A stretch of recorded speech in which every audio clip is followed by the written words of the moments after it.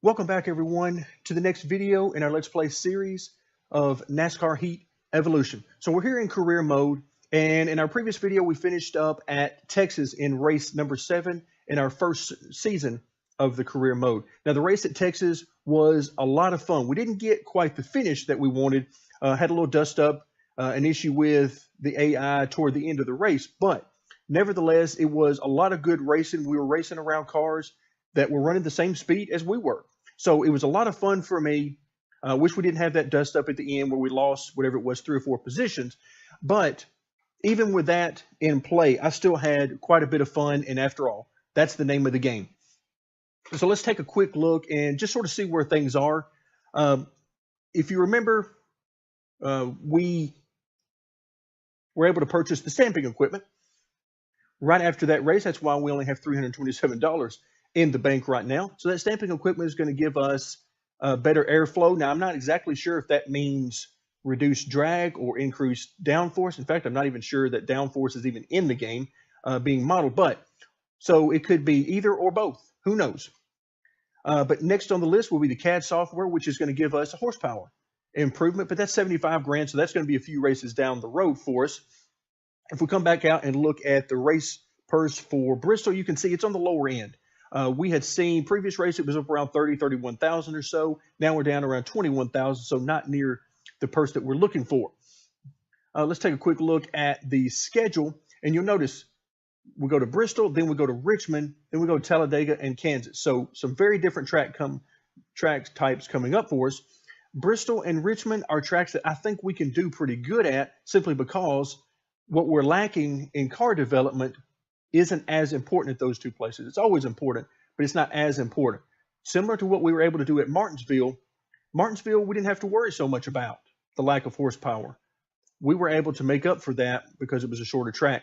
These next 2 races are very good reason to believe we might be able to duplicate those types of finishes. Then we go to Talladega, where who knows what's going to happen. And then finally we go to Kansas.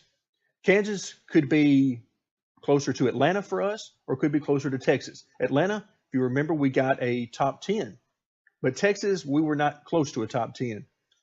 So we'll have to see how Kansas plays out, but some very different types of tracks coming up. In particular, these next 2 I'm very excited about. So without further ado, let's head to Bristol. All right, welcome back, everyone. So here we are. We are on the pole at Bristol. All right, I'm going to try to get in a good start, because if you remember, the starts are not exactly our best times. The AI generally pull away from us on the starts. Woo, very loose there. All right, the car is definitely loose with me. I decided to do that, leave it a little bit looser, because I knew if we get into traffic, I'm going to need to pass on the bottom. And if I'm pinched down to the bottom without the ability to let it run up the track like I'm doing now, then I needed the car to rotate through the center, and that means setting the car up a little bit loose. I need the car to be able to rotate. Ooh, that was not a good corner there. All right, so we're running 35 laps. We're on lap 3 already.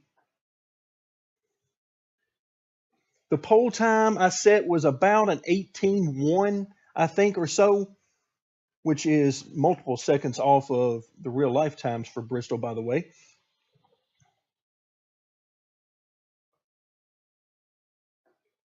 Letting the car float in the middle of the track really helps me to keep the car rotating. Again, just trying to keep the car stable and relaxed. Got really loose off the corner that time. All right, so we run 18:06 there. Woo, very loose on exit. I'm going to try to get out to all the lead I can, because something tells me these guys are going to be tracking me down. It's odd that I'm able to run laps better than what I qualified on the pole with. You would think I should have a little bit more grip during qualifying, but that was definitely not the case.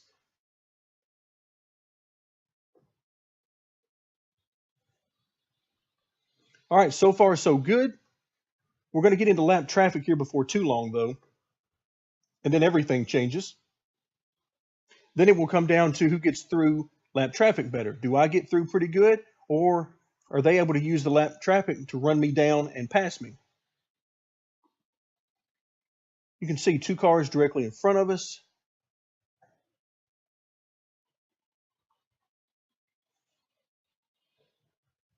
All right, here we go. If they'll give me the bottom, which is what I expect them to do, then everything will be fine.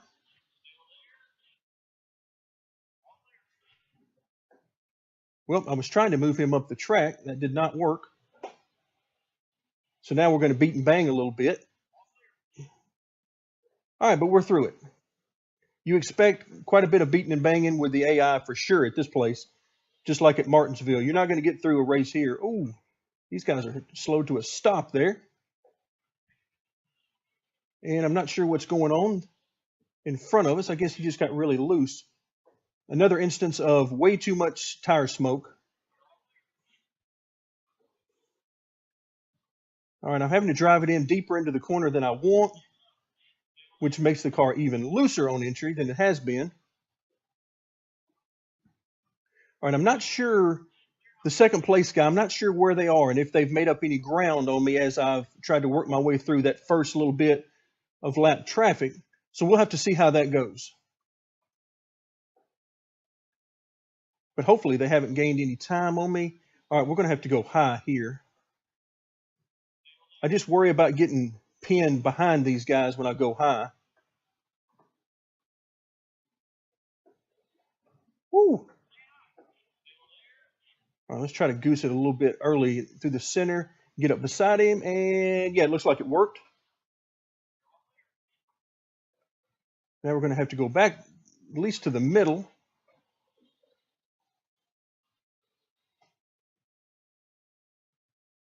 All right, now how do we deal with Martin Truex here in 29th? Who is not going to give me the bottom. All right, try to goose it a little bit in the center, get up beside him, and force him to leave us a lane on exit. I say force him because the AI is notorious for not doing that. But so that's really my tactic if I have to go high. If I have to go low, it's pretty much the same thing. I try to get up under them on corner entry. Ooh, really loose there. Try to get under them on corner entry. And then goose it a little bit in the center of the corner to make sure that I either clear them or almost clear them. All right, try to get underneath the 23 on entry. All right, got that one done. Now it's time for Menard at 25th. All right, can we get there? Nope, he is guarding that bottom quite heavily. Again, I'm trying to keep my pace up and not slow down a whole lot because it's such a short race, and I know these guys will be running me down if I give too much room and slow down too much for lap traffic. Try to float it in on entry. Oh, got it a little too high there. Not too bad, though. All right, and we're in some clear traffic. You can see how much that slows us down. You know, we're running 18, near an 18 flat, 18.1 with clear track. We're running 18 sixes and sevens in traffic, so definitely not something we want. All right, there's an 18.3, our first lap back in open air. All right, we got 15 laps to go, just past halfway.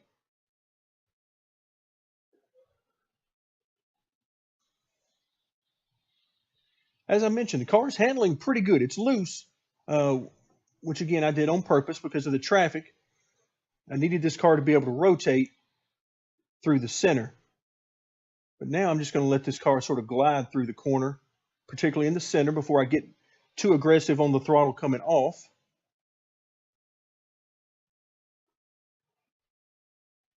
Because if I can let the car rotate itself through the center of the corner, then I'll get a really good run off the corner where I can get to the throttle and stay in the throttle instead of having to pedal it. All right, now we're coming up on Blaney now in the 23rd position. Let's see where he goes. He is going to go a little lower this time, try to pass the car in front of him. All right, which is a good idea. I think I'll join him.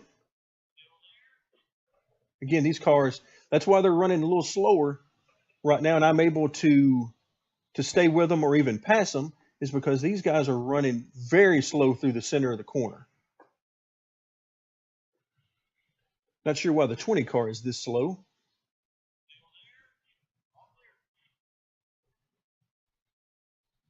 That was a very good run off the corner there. And you can see the distance in the rearview mirror that I put on those guys.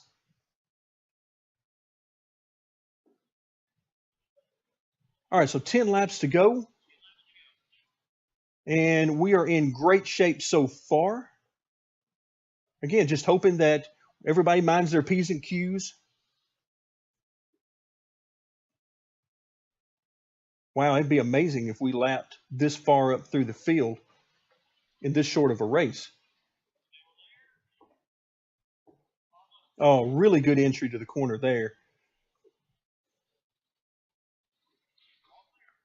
All right, so we're clear again. We can let the car drift a little bit in the corner.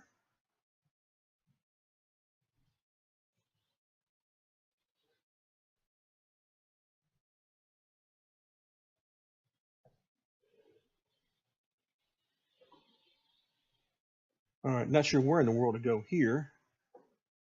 Ooh, pulled right down in front of me. Again, I have no idea where second place is. Oh, that is not good. That's what I was worried about with the AI. All right, so we got passed for the lead. There he is.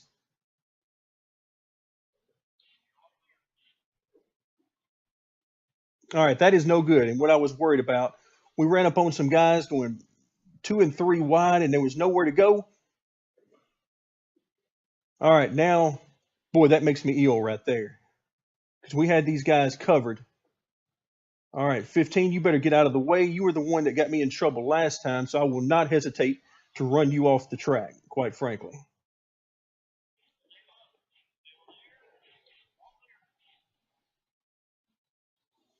All right, are we back in the lead there? Oh, good gracious. Quit slowing coming down off the corner like that. Good gracious. We're going to lose the lead again here as we're pushing and shoving. Yeah, these guys just will not get out of the way.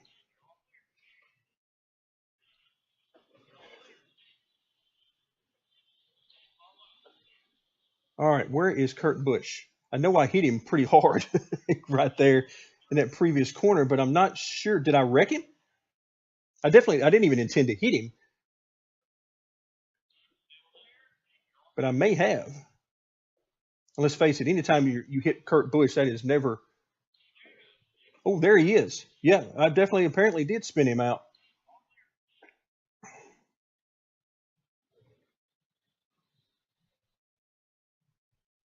All right, let's hang on for a couple more laps.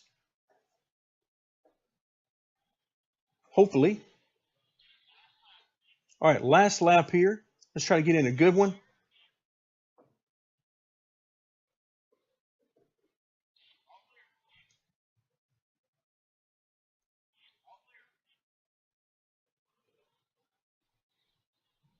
All right, folks, we did it.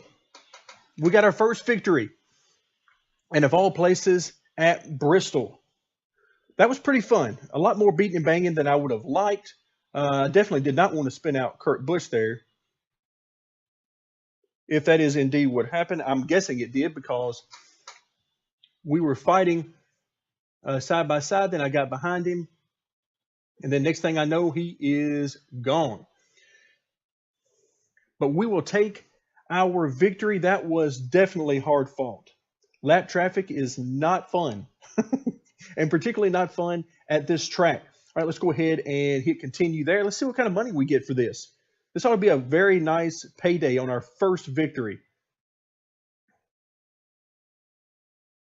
All right, so we come home first, a full 5+ seconds ahead of, say, oh, wow, 21.8 for the win. So what we saw on the garage screen or a normal home screen is not the total purse for the race. It is actually the winner's share, because I remember the 21,875. That is the winner's purse. Wow, I did not expect that. So then we look at our sponsors. We get $5 grand from our primary sponsor. It'd be nice to get more than that. Since our secondary sponsors are paying us more, we get $7 grand from Aspen Dental, and then Snap Fitness, 12 grand. So a total of 45.8. Very nice. We will definitely take that. You can do some upgrades pretty quickly whenever you're getting paydays like that from races. All right, so now, wow, point standings. That moves us up 4 positions into 10th. And again, I don't know, it's been a long time since I messed with this, so I can't remember if the chase is implemented in this game the way it is in real life, meaning that once you get a win, you're in the playoffs. So I'm not sure if that's the way it is, but it moves us up to 10th, and we get that elusive first win. So that is huge for us. I really can't believe it. I did not expect for us to have this type of race this early on in our career, but I will definitely take it. We're going to take that and run with it. There is our trophy. I mean, who doesn't want a trophy? Let's face it. That's what we all race for. We race for the trophies. And for the girls, of course, naturally. All right, so the fastest lap is just under an 18-second lap, which we were very close to that with our fastest laps as well. So I'm really, really liking this. So far, my favorite race as far as finishing position, as you might expect. And also some pretty good racing along the way. For the most part, the AI were good to us. There were some times when they got 2 and 3 wide, did not do anything to help us out. But overall, how could it not be a good experience? All right, so we take the win. We get congratulations from Ryan Blaney and the Wood Brothers car. All right, so now our bank account jumps all the way from about $300 to over 46,000. But remember, we need a full 75 grand for our next upgrade, and another one of our questions has just been answered. So you notice in the top left-hand corner, it says chase standing is 5th. Now, point standings were in 10th, but chase standings shows 5th, which confirms that we are in the playoffs. If we come in and look at the standings, there's your point standings. And then if we go to the chase standings, now here we are in 5th, one ahead of course, you can see all the drivers there who have wins. Brad Keselowski dominating early season here. But among the drivers who have a win, we are 5th. Excellent. That is exactly what I wanted to see. And now the point standings don't matter as much. We're in the playoffs now. Now we can focus going forward on trying to get the best finishes and continually improving our car for the postseason. Should be interesting. Thank you very much for joining me, and stay tuned for more NASCAR Heat Evolution.